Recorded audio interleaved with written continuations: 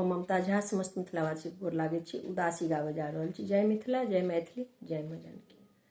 कथी लाए प्रीत लगेल रे जोगिया, लगेल रे जोगिया, प्रीत लगने चली जा, प्रीत लगने चली जा।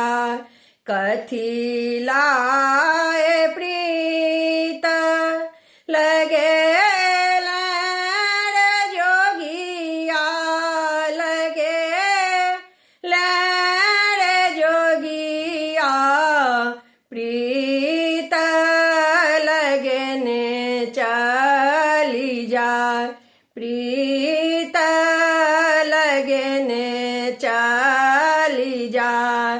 तोरा हाथ का पान सपना भेल रे जोगिया, सपना भेल रे जोगिया, तोरा बिनु रहलो ने जा, तोरा बिनु रहलो ने जा।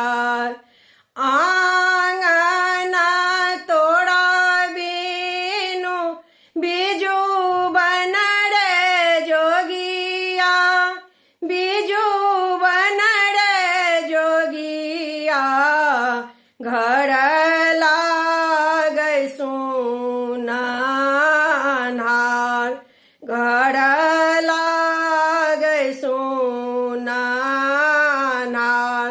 सूतै का पलंग बिषमा भेल रे जोगिया, बिषमा भेल रे जोगिया, निंदिया मोहिने सोहार, निंदिया मोहिने सोहार। भनाही विद्यापति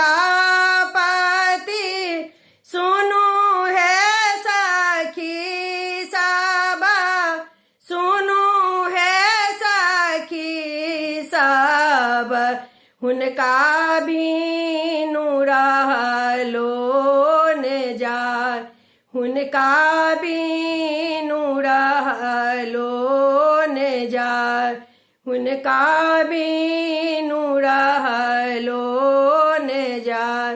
धन्यवाद।